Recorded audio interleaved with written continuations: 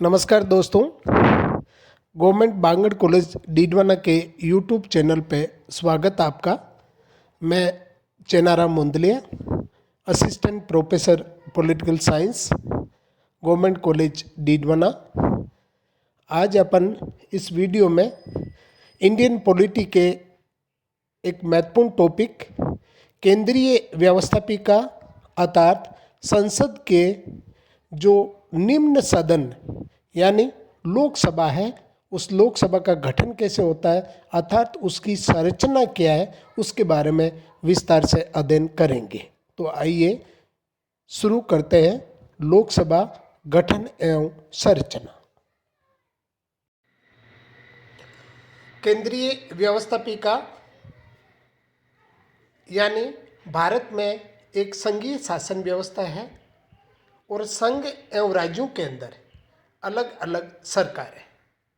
संघ में जो व्यवस्थापिका अर्थात विधायिका या जो कानून निर्माण करने वाला जो अंग है उसका नाम है संसद यानी पार्लियामेंट।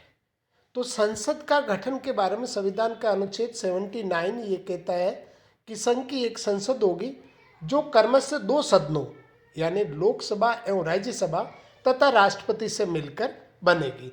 तो इसमें देखिए आप कि संसद है और संसद के गठन में तीन अंग है। एक तो पहला निम्न सदन लोकसभा, इसका उच्च सदन राज्यसभा, और साथ ही भारत में चूंकि संसदीय शासन व्यवस्था को अपनाया गया है अतः संसदीय शासन व्यवस्था की प्रभावशीलता के लिए राष्ट्रपति को भी, जो कि कार्यपालिका का सबसे प्रमुख व्यक्ति होता है, राष्ट्रपति को भी संसद का अभिन्न अंग बनाया गया है। इस प्रकार से केंद्रीय व्यवस्थापिका संविधान का अनुच्छेद 79 ये व्यवस्था करता है कि संसद के दो सदन होंगे, लोकसभा और राज्यसभा, तथा राष्ट्रपति से मिलकर केंद्रीय व्यवस्थापिका अर्थात संसद का गठन होगा। अब अपन देखेंगे संसद के निम्न सदन यानी लोकसभा।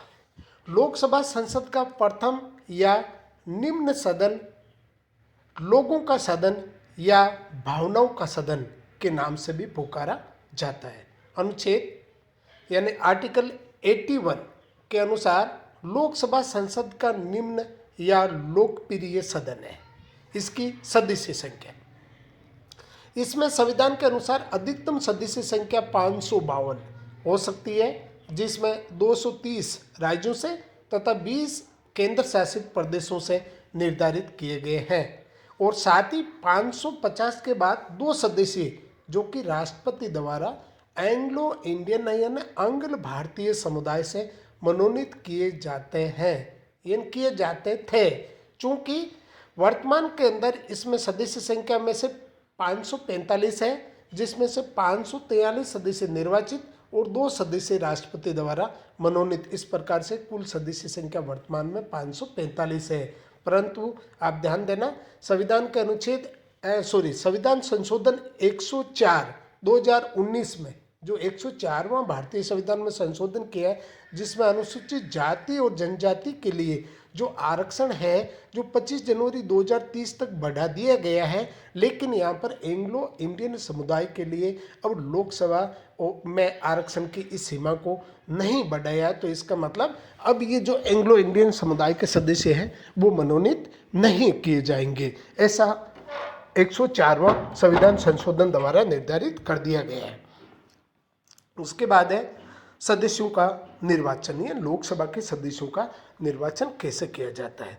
तो लोकसभा के 500 वर्तमान के अंदर 500 जो 45 में से 543 जो सदस्य निर्वाचित किए जाते हैं, उन सदस्यों का चुनाव डायरेक्ट विधि यानी डायरेक्ट या प्रत्यक्ष जो तरीका विधि होती है उसके द्वारा होता है। भारत में वयस्क मताधिकार प्राप्त मतदाता इनको मत देते हैं और अग्रता ही विजेता विधि अर्थात फर्स्ट पास्ट द पोस्ट के आधार पर उम्मीदवार चुनाव में विजय प्राप्त करते हैं। इस सदन को भावनाओं का सदन या लोगों का सभा कहते हैं, क्योंकि इसमें जनता की पसंद और भावनाएं व्यक्त होती है, क्योंकि सदस्य जो है वो जनता द्वारा प्रत्यक्ष रूप से निर्वाचित किए जाते हैं। इसलिए इसके जो सदस्य है वो जन भावनाओं को अभिव्यक्त करते हैं सीधे, इसलिए भावनाओं का सदन हो गया। लोकतंत्र में निश्चित आयु प्राप्त करने वाले व्यक्ति को मत देने का अधिकार दिया जाता है और भारत में ये जो आयु है जो प्रारंभ में 21 वर्ष थी, परंतु 61 अर्थात 61वें संविधान संशोधन द्वारा 1989 में राजीव गांधी सरकार ने इसे 21 वर्ष से घटाकर 18 वर्ष कर दी। तो वर्तमान में वयस्कता की जो आयु है वो 18 वर्ष मानी है। प्रत्येक स्त्री पुरुष को जो 18 वर्ष प्राप्त कर लेते हैं उसे मत देने का अधिकार दिया गया है।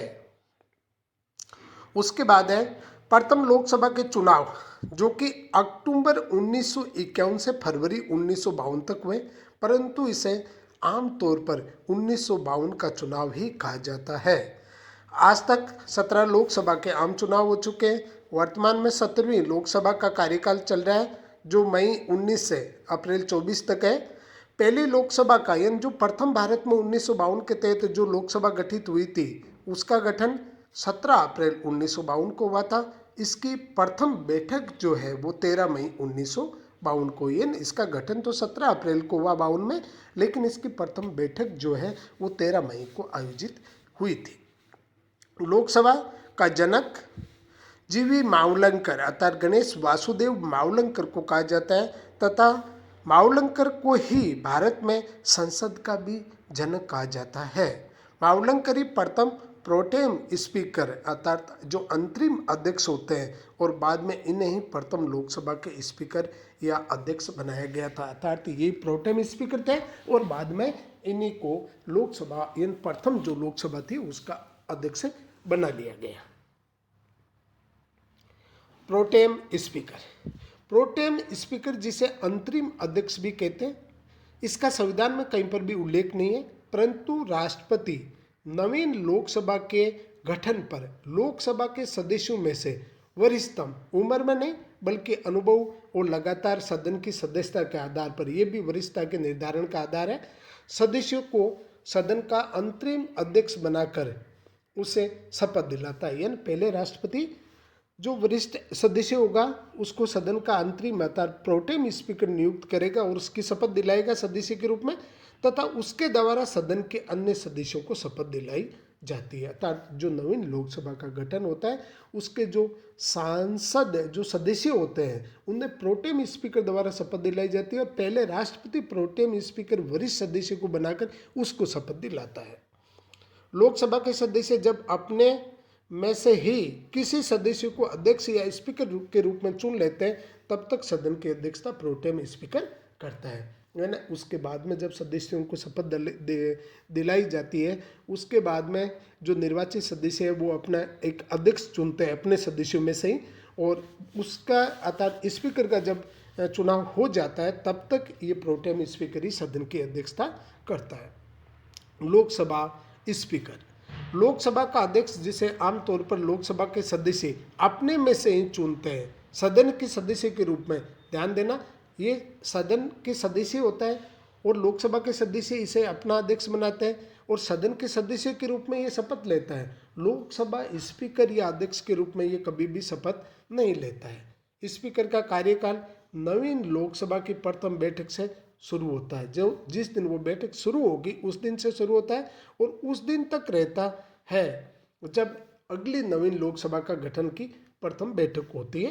तब तक लोकसभा के सदस्य अपने में से एक उपाध्यक्ष का भी चुनाव करते हैं। जीवी मावलंकर, गणेश वासुदेव मावलंकर लोकसभा के एकमात्र अध्यक्ष या स्पीकर थे जिन्हें हटाने का प्रस्ताव लोकसभा में पेश हुआ, परंतु प्रस्ताव पास नहीं हुआ। जीएमसी बालियोगी एकमात्र लोकसभा के स्पीकर जिनके कार्यकाल में वायुयान दुर्घटना के दौरान, जो अटल बिहारी वाजपेयी सरकार के टाइम स्पीकर थे, इनकी हवाई दुर्घटना में मृत्यु हो गई थी। पहली लोकसभा में कुल 489 यानी 489 सदस्यों के चुनाव हुए थे। कांग्रेस को 364 यानी 364 स्थान पर विजय प्राप्त हुई। पंडित नेहरू देश के प्रथम पीएम बने। इस चुनाव में डॉक्टर अंबेडकर, आचार्य जेबी कृपलानी जैसे लोग चुनाव हार गए थे। प्रथम लोकसभा में द्वितीय दल भाकपा यानी भारतीय कम्युनिस्ट पार्टी रहा जिसे 16 सीटें प्राप्त हुई थी। यानी पहले सबसे ज़्यादा 364 कांग्रेस को 489 से, और उसके बाद में 16 सदस्य लोकसभा में भारतीय कम्युनिस्ट पार्टी अर्थात भाजपा को प्राप्त हुए। अनुच्छेद 75 में बहुमत की सरकार का कहीं पर भी उल्लेख नहीं है। अनुच्छेद 75 क्लोज 3 में लिखा है कि मंत्रिपरिषद या सरकार सामूहिक रूप से लोकसभा के प्रति उत्तरदायी होंगे। विश्वास तथा अविश्वास प्रस्ताव केवल लोकसभा में ही रखे जा सकते हैं, क्योंकि लोकसभा के प्रति ही मंत्रिपरिषद या सरकार सामूहिक रूप से उत्तरदायी होती है।